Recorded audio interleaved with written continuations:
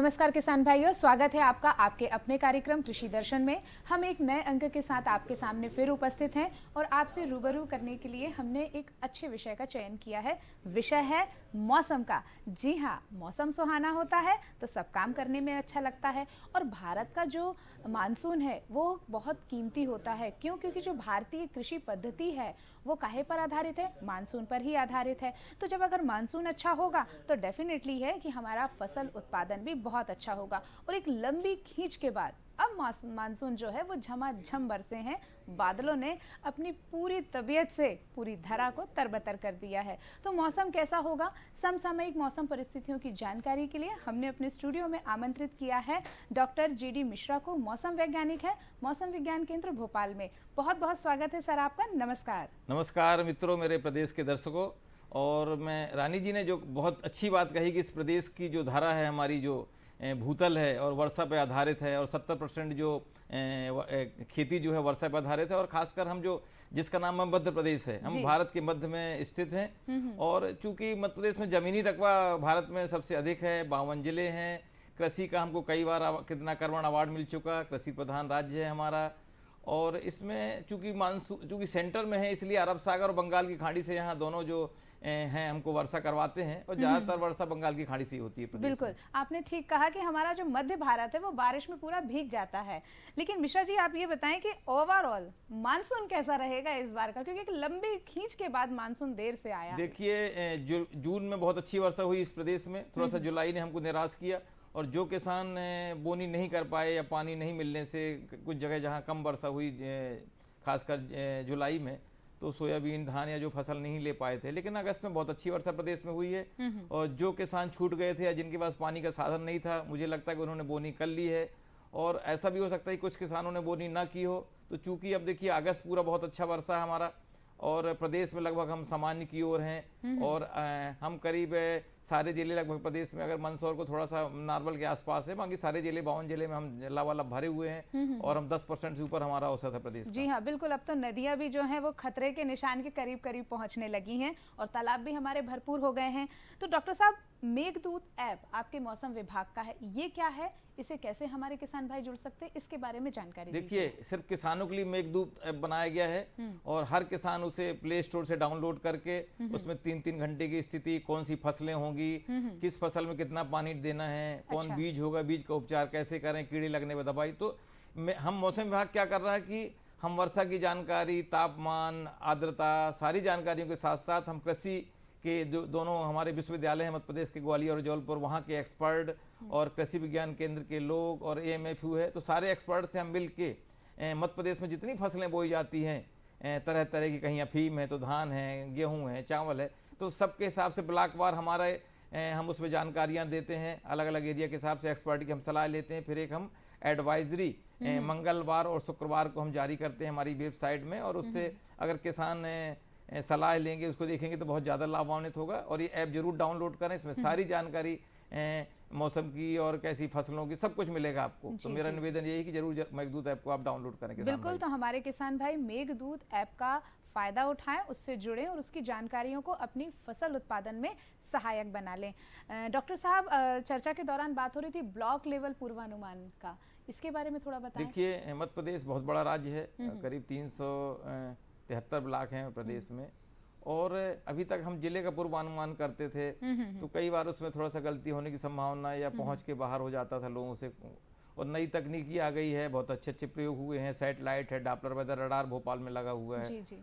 और चूंकि आजकल मीडिया के अलावा हमारे जो संसार के साधन इतने तेज हो गए हैं ऐप के माध्यम से, चाहे हमारा व्हाट्सअप हो, चाहे मेल हो, चाहे हमारे दूरदर्शन हो या जो भी है, तो सब समय समय हर पल पल की जानकारी हमको मिल जाती है। तो अभी हम क्या करने वाले हैं कि सितंबर से हमारा शुरू हुआ है ये ब्लॉक का जो पूर्वानुमान है। तो हम जो कृषि विज्ञान केंद्र है पूरे प्रदेश में, तो कृषि विज्ञान केंद्र के माध्यम से हम अपना पूर्वान ब्लॉक लेवल पे जारी करने जा रहे हैं, कर दिया हमने। जी जी। तो इससे अच्छा फायदा होगा कि जो किसान, हो सकता है जैसे कटनी जिला है तो बिजराहोगढ़ में फसल अलग है, ढीमड़खेरा में अलग है, सलेमनाबाद में अलग है, तो आप ब्लॉक लेवल का हम पूर्वानुमान लेके आप उससे जरूर लाभान्वित होंगे। बिल्कुल। आपने बताया कि हम पूर्वानुमान ले लेते हैं, तो कैसे कह सकते हैं कि आने वाले समय में वर्षा की जो स्थिति है वो कैसी होगी? देखिए, पूरा अभी अगर हम बात करें पूरा अगस्त तक बहुत अच्छी वर्षा प्रदेश में हुई है। लगभग सभी डैम प्रदेश के भरे हुए हैं, डैम खोले जा रहे हैं, आप देख रहे हैं, नदियों में बाढ़ आई हुई है। तो प्रदेश तो है, और सितंबर में भी हमको करीब 2-3 सिस्टम मिलने की उम्मीद है। तो 15 से 20 सितंबर तक तो रेन हमको अच्छी मिलेगी। इस कारण से जो किसान छूट गए हैं बोनी करने में रबी फसल के लिए, उनकी जमीन जुताई लायक हो जाएगी और पानी मिलेगा। तो आशा से अभी हम हैं, और हमको निश्चित है कि हम अभी सामान्य की स्थिति में तो हैं प्रदेश में, लेकिन सितंबर ही हमको निराश नहीं करेगा, अच्छी वर्षा मिलेगी। अगर अच्छी वर्षा हमको मिलती है तो ये मौसम हमें कैसे सहायक हो सकता है हमारे खेती किसानी के कामों में? देखिए, खेती के लिए कुछ चीजें ऐसी हैं, जैसे तापमान, हमको हर फसल के हिसाब से तापमान भी नियंत्रित हो, वर्षा भी अच्छी मिले, थोड़ा धूप भी निकले। अभी जैसे लगातार पानी गिरा तो सोयाबीन में अगर धूप नहीं निकली तो उसमें नुकसान होने की संभावना है। धान में अगर पानी भरा है लगातार तो उसमें संभावना है। तो थोड़ा सा मतलब मौसम खुलना भी जरूरी है, वर्षा भी होना जरूरी है, और जल का हमको संग्रहण भी खेती में रखना है, उसमें धान वगैरह में, जिससे नुकसान ना हो। तो मौसम और किसान का बड़ा एक चोली दामन का संबंध है, और फसल का, खेती का, प्रकृति का, पर्यावरण का, जलवायु का। तो हम उससे आजकल इतनी नई एडवांस टेक्नोलॉजी आ गई, मैं आपको बता दूं मौसम की। आप कहीं जा रहे हैं, रास्ते में हैं, ट्रेन की स्थिति है, कहाँ बाढ़ की स्थिति है, तो आप देख के जा रहे हैं कि भाई यहाँ पर बाढ़ है, यहाँ पे ज़्यादा पानी गिर रहा है, यहाँ डैम खोला गया है। तो पल पल में हमारी वेबसाइट है, हमारे जो मीडिया की तरफ से भी है, और हमारे ऐप, अलग अलग ऐप मौसम विभाग ने बना के रखे हैं। जनता के लिए अलग ऐप है, किसानों के लिए अलग ऐप है। तो उससे काम करेंगे तो अब निश्चित ही फायदा होगा। मैं एक छोटी सी बात बता दूं, बिल्कुल। पहले ज़माने में क्या होता था कि गेहूँ में, जैसे गेहूँ है आपका, किसान ट्यूब बोर से या तालाब नदी से पानी चालू करके रात 24 घंटे जमीन में बहने देता था। तो उससे कुछ फसल नुकसान भी हो जाती थी। हमको भोजन की अगर 2 रोटी जरूरत है तो 7 रोटी की जरूरत नहीं खाना चाहिए। तो एक कैलेंडर होता है, इसका कैलेंडर होता है कि इस फसल के लिए कितना पानी देना है, कितने दिन में पानी देना है, टपका पद्धति से पानी देना है कि छिड़काव देना है कि स्प्रिंकलर से देना है। वो जमाना नहीं रहा कि जितना पानी आपके पास बिजली फ्री है और वो नहीं, मीटर नहीं है तो आप पानी बहा दें। बिल्कुल कदापि ऐसा काम ना करें। और एक वाटर कैलेंडर बनाया गया है सब जगह, कृषि विज्ञान केंद्रों में, हमारे एमएफयू में पता है, कृषि विश्वविद्यालयों में पता है। तो जिस फसल को जितना पानी लगता है वाटर कैलेंडर के हिसाब से उतना पानी दें, फसल बहुत अच्छी मिलेगी और उससे फायदा ही होगा। बिल्कुल। डॉक्टर साहब, आपने बताया कि कृषि विज्ञान केंद्र का और मौसम विज्ञान का, इनका बिल्कुल चोली दामन का साथ है। डॉक्टर साथ में हमारे किसान भाई भी उनसे जुड़े हुए हैं। एक आम किसान कैसे मौसम विभाग से जुड़ सकता है? देखिए, सबसे अच्छी बात है कि एम किसान एक पोर्टल है हमारा, और एम किसान पोर्टल में आप जाके आपके मोबाइल से आप उसमें जिला, ब्लॉक, तहसील सब आएगा, और उस ब्लॉक में आप क्लिक करके आपकी जितनी फसलें हैं, चाहे वो रबी हो, खरीफ हो, सब्जी हो, मुर्गी दाना हो, मछली का केंद्र हो, कुक्कुट हो, सभी के लिए उसमें सारी व्यवस्थाएं आप क्लिक करते जाएं और उसमें रजिस्टर्ड हो जाएंगी। आप, आपके मोबाइल में ओटीपी नंबर आएगा और आपको एसएमएस से भी जानकारी मिलती जाएगी कि अगले 5 दिन वर्षा होने वाली है, ये फसलों में ये रोग लग रहा तो ऐसी है। दूसरी बात, मैं एक बहुत अच्छी बात बता दूं किसानों के लिए कि मंगलवार और शुक्रवार को शाम को 5 बजे अगले पूरे प्रदेश के जिलेवार, ब्लॉकवार की कौन सी कैसा मौसम रहेगा, कौन सी फसलें होंगी, किस फसलों में कितना पानी डालना पड़ेगा, तो एक एडवाइजरी जारी करते हैं हम। कृषि विश्वविद्यालय, एएमएफयू और मौसम विभाग सब मिल के एक्सपर्ट एक शाम को बुलेटिन जारी करते हैं। और हमारी वेबसाइट है, मौसम भोपाल डाल दें आप उस पर, मौसम नागपुर डाल दें आप उस पर। तो मध्य प्रदेश में आप जहाँ भी जाएंगे तो आपको पूरे अगले 5 दिन का एक कृषि का पूरा ढांचा, पूरे नक्शा पूरे प्रदेश का अगले 5 दिनों का उसमें मिल जाएगा। उसको जरूर देखें आप, उससे जरूर लाभान्वित जरूर होंगे, और ऐसा करना चाहिए आपको। बिल्कुल। अब जैसा कि आपने बताया कि 15 दिन, अभी 15 सितंबर तक और अच्छी वर्षा होगी, अंतिम दौर भी मान सकते हैं हम वर्षा का। रबी फसलों के लिए हमारे किसान भाई हैं, वो किस तरह तैयारी कर सकते हैं? देखिए, प्रदेश जो है केंद्र बिंदु है, और अरब सागर, बंगाल की खाड़ी दोनों वर्षाएं यहाँ प्रदेश में आती हैं, और 1 जून से लेकर 30 सितंबर तक हमको वर्षा का काल माना जाता है हमारे यहाँ।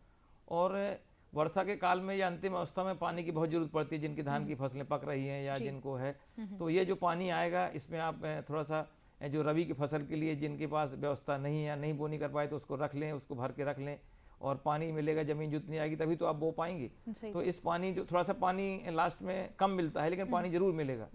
तो सबसे अच्छी बात यह है कि वर्षा के जल का संरक्षण है। आप कैसे पानी भरेंगे, या तो गड्ढा बना के उसमें पॉलीथीन लगा के उसको भर के रखें, या जो खेतों में आप बोनी नहीं कर पाए हैं तो उन खेतों में इकट्ठा कर लें उस पानी को। तो बहुत ज़रूरत है जल के संरक्षण की, वर्षा के लिए।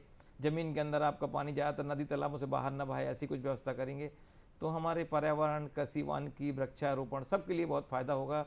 और सबसे मैं एक बात कर दूं कि आपको पास पानी कितना भी हो, लेकिन तापमान बढ़ा हुआ है तो फसल अच्छी नहीं आएगी। ये तो तो ध्यान ये सारे जो घटक हैं हमारे, नदी, तालाब, वन, और ये सारी चीज़ें किसान भाई बहुत अच्छी जगह परिचित हैं, तो इनको थोड़ा सा संरक्षित करेंगे तो हमारा तापमान भी इसमें वो रहेगा, हवा की गति, सारी चीज़ें इससे नियंत्रित होती हैं।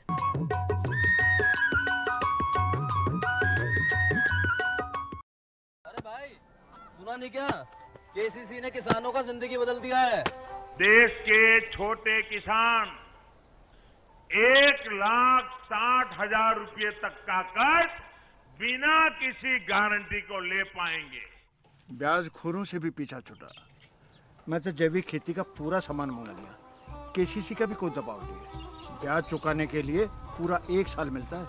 समय पर भुगतान करने पर केवल 4% के सालाना ब्याज पे लोन मिल गया मुझे। अपना आधार कार्ड, लेटेस्ट फोटो और जमीन के कागजात लेके अप्लाई करो बस। और नामांकन भरने के लिए जेब भी ढीली नहीं करनी पड़ी।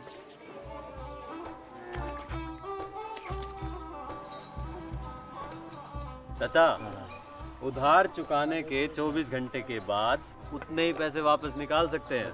केसीसी ने किसानों की जिंदगी वाकई बदल दी है। तो आप भी किसान क्रेडिट कार्ड अपनाएं और सहजता से ऋण पाएं।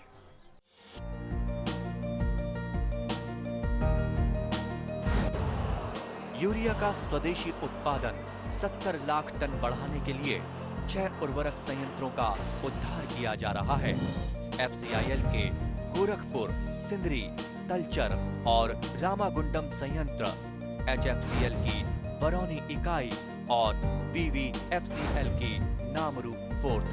सोने पर सुहागा ये है कि देश में अब बनेगा सिर्फ नीम लेपित यूरिया, क्योंकि इससे होगा किसानों का फायदा ही फायदा। अनाज का उत्पादन 10% तक बढ़ेगा। बढ़ेगी 10 से 15% नाइट्रोजन क्षमता।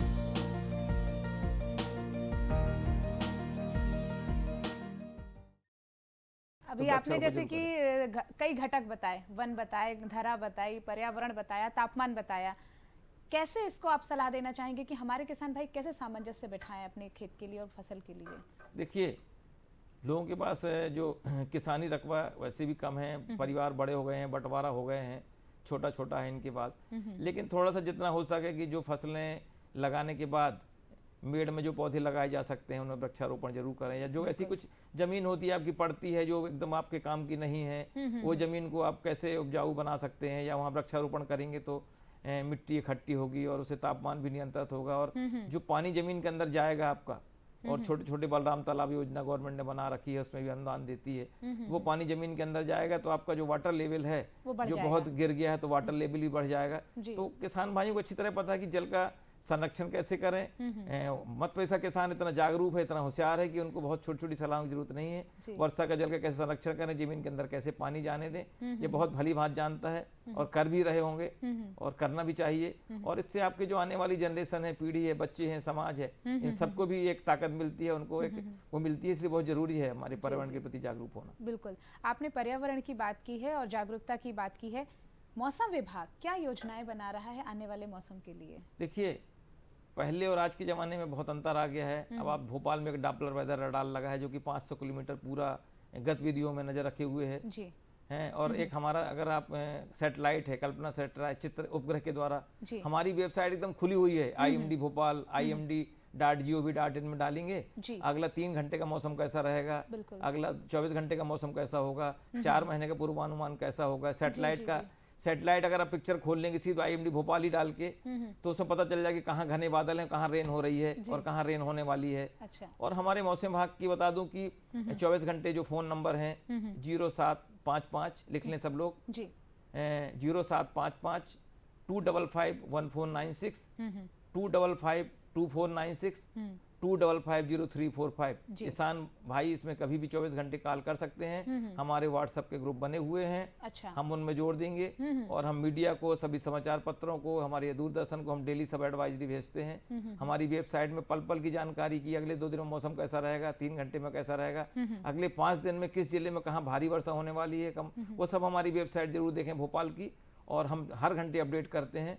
हर किसान हर व्यक्ति, हर जनता हमारे मोबाइल पे, आपके मोबाइल पे आप देखेंगे कि जब भी मौसम विभाग डालेंगे सब कुछ मिलेगा, और उसको जरूर खोलिए। हिंदी में भी है और इंग्लिश में भी है। जी जी। हर भाषाओं में हम, हर प्रदेश के हिसाब से हमारा पहुंच रहती है कि हम किसान की अंतिम व्यक्ति बैठा हुआ जिसके पास संचार के साधन नहीं है, फोन भी करेगा तो हम उसको जरूर बात करेंगे, बताएंगे। और दूरदर्शन में तो हम देते ही हैं, और फोन के माध्यम से आप ले सकते हैं। बिल्कुल, मतलब तकनीकी स्तर पर भी मौसम विभाग जो है वो तैयार बैठा हुआ है।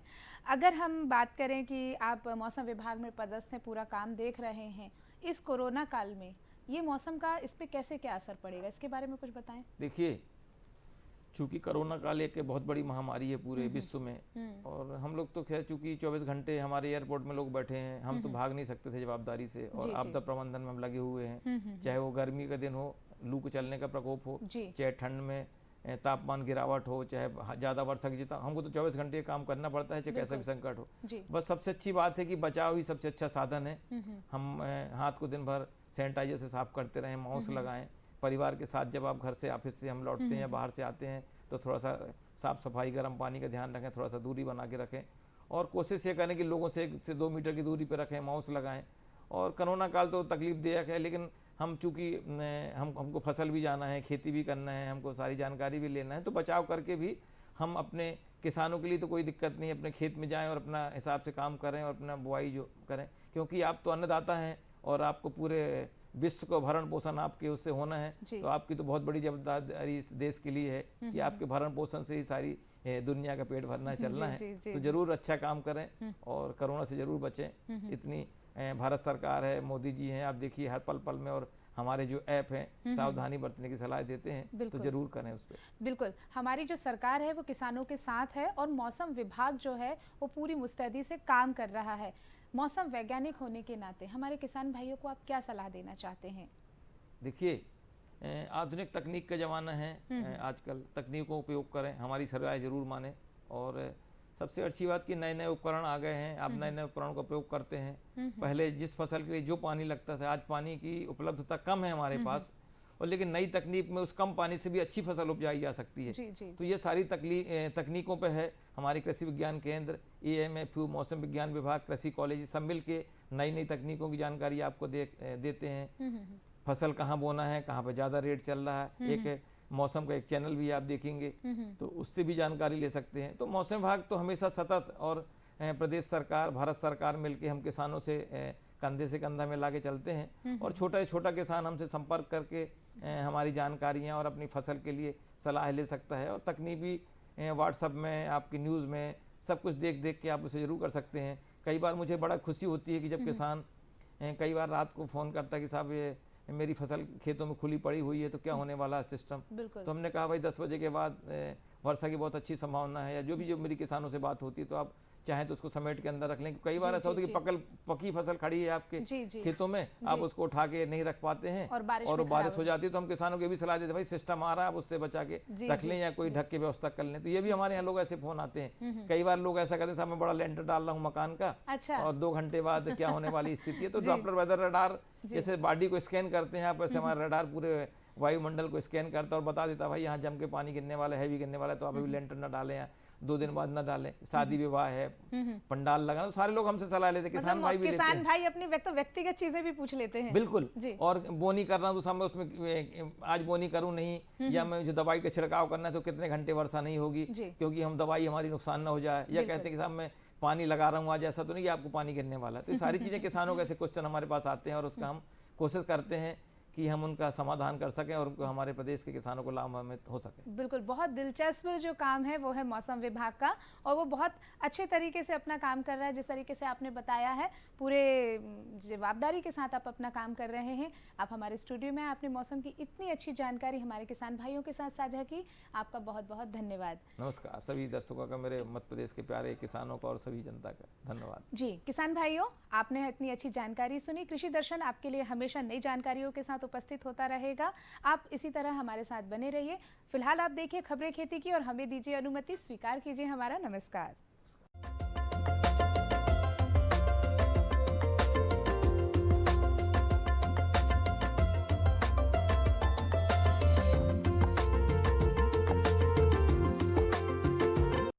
नमस्कार, खबरें खेती में आपका स्वागत है। मैं हूं अनुपमा सक्सेना। आइए सबसे पहले नजर डाल लेते हैं अभी तक की हेडलाइंस पर। दूरदर्शन कृषि समाचार। बीज पोर्टल का योनो कृषि ऐप के साथ एकीकरण। देश की पहली प्राइवेट मंडी मध्य प्रदेश में स्थापित हो। सोयाबीन पर संकट, मूली की उन्नत किस्में लगाएं और गन्ने में कंडुआ रोग का नियंत्रण। बीज पोर्टल का योनो कृषि ऐप के साथ एकीकरण। भारतीय कृषि अनुसंधान परिषद के भारतीय बागवानी अनुसंधान संस्थान बेंगलुरु के बीज पोर्टल का भारतीय स्टेट बैंक के योनो कृषि ऐप के साथ एकीकरण व उपभोक्ताओं के लिए लोकार्पण केंद्रीय कृषि मंत्री श्री नरेंद्र सिंह तोमर के मुख्य आतिथ्य में हुआ। भारतीय स्टेट बैंक के अध्यक्ष श्री रजनीश कुमार विशेष रूप से उपस्थित थे। दोनों ऐप के एकीकरण से देश के करोड़ों किसान बीज खरीदी सहित सरकारी योजनाओं तथा बैंक की सुविधाओं के विविध लाभ डिजिटली ले सकेंगे। कार्यक्रम में केंद्रीय मंत्री श्री तोमर ने कहा कि बागवानी का कृषि क्षेत्र में 32% योगदान है, जिसे बढ़ाने की जरूरत है। बागवानी में किसानों को उनके उत्पादों का वाजिब मूल्य मिलने की पूरी उम्मीद रहती है। कम रकबे में भी अच्छा उत्पादन कर किसान अपनी माली हालत सुधारने में सफल हो सकते हैं। भारतीय स्टेट बैंक के अध्यक्ष श्री रजनीश कुमार ने दोनों ऐप के एकीकरण की इस पहल के लिए कृषि मंत्री श्री तोमर को धन्यवाद देते हुए कहा कि प्रधानमंत्री श्री मोदी के स्वप्न के अनुरूप किसानों की आय दोगुनी की जाना है।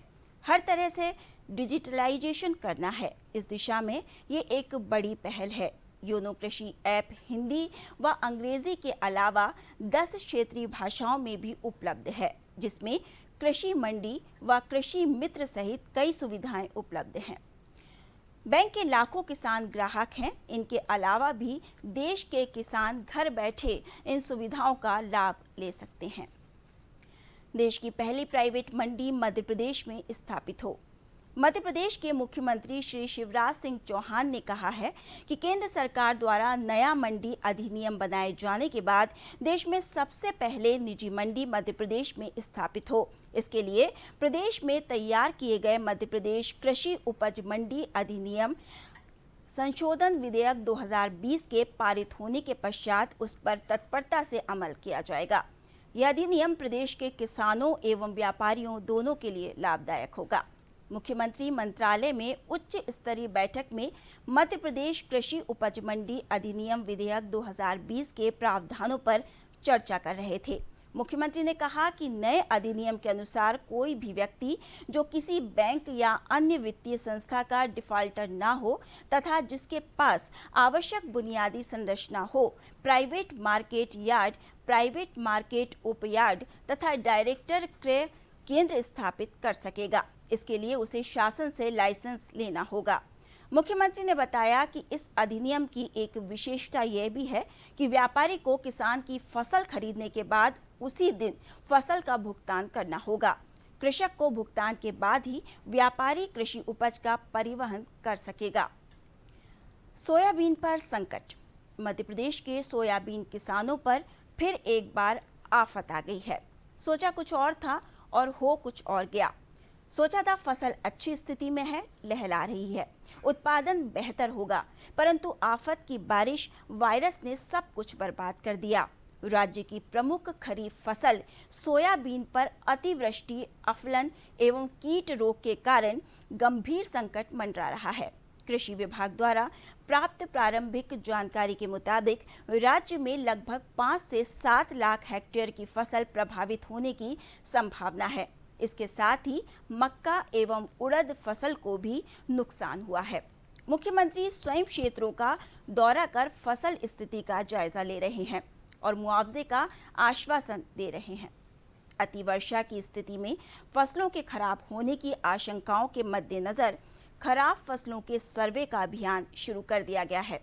उन्होंने कलेक्टर्स को निर्देश दिए हैं कि गांवों में मुनादी करवाकर सर्वे के लिए कैंप लगाएं। सर्वे पर गांव के सरपंच और ग्रामीणों के हस्ताक्षर करवाकर रिपोर्ट 3 प्रतियों में तैयार करें। रिपोर्ट की एक प्रति पंचायत भवन पर चस्पा करें और एक प्रति संबंधित किसानों को भी दें। मूली की उन्नत किस्में लगाएं। वैसे तो मूली पूरे साल लगाई जा सकती है, फिर भी सीजन के मुताबिक किस्मों का चयन ज़्यादा बेहतर होता है। मूली किसी भी भूमि में हो सकती है, बशर्ते भूमि में जीवांश हो तथा जड़ के विकास के लिए मिट्टी भुरभुरी होना चाहिए। बीज की मात्रा 10 से 12 किलो प्रति हेक्टेयर डालकर कतार से कतार 25 सेंटीमीटर, पौध से पौध 10 सेंटीमीटर की दूरी पर लगाने की वैज्ञानिक अनुशंसा करते हैं। गोबर खाद 200 quintal, 200 kilo urea, 250 kilo muriate of potash प्रति हेक्टेयर डालना चाहिए। मूली की किस्मों में पूसा देसी, पूसा रेशमी, जापानी व्हाइट, पूसा चेतकी, पूसा हिमानी में लगाई जा सकती है। साथ ही सिंचाई 7 दिनों के अंतराल से करें तथा निंदाई, गुड़ाई एवं मिट्टी चढ़ाना आवश्यक कार्य मानकर करें। कुछ संकर किस्में भी अच्छा उत्पादन देती हैं, जैसे अर्का, निशांत, जापानी, सिकिलेक, लांग आदि का चयन भी किसान भाई कर सकते हैं। गन्ने में कंडुआ रोग का नियंत्रण। कंडुआ रोग वैसे तो बहुत फसलों में आता है और फसल को हानि पहुंचाता है। गन्ने में भी कंडुआ रोग आता है। इस रोग की विशेषता है कि जब पौधा पूरी तरह परिपक्व होने को होता है तभी इसका प्रकोप दिखता है। पौधों के सिरे से चाबुक के आकार की संरचना निकलती है जिस पर झिल्ली चढ़ी रहती है। उसी झिल्ली में काला चूर्ण जो फफूंद के द्वारा बना होता है दिखाई देता है। हवा से झिल्ली फट जाती है और काला चूर्ण अन्य स्वस्थ पौधों पर प्रभाव डालता है। इसके नियंत्रण के लिए जिस खेत में ये रोग आया है वहां दूसरी फसल नहीं लें, क्योंकि आने वाले साल में रोग का अधिक प्रकोप होता है। टुकड़ों को गर्म हवा से उपचार करके बुआई करें। गन्ने की रोगरोधी जातियों को 86,032 को, 87,025 को, 94,012 को, 87,044 को, शाह 91,230 तथा को पंत 93,227 लगाएं। संतुलित उर्वरक प्रयोग करें एवं उचित जल निथार रखें। तो किसान भाइयों, खबरी खेती में आज इतना ही। मुझे दीजिए इजाजत। नमस्कार।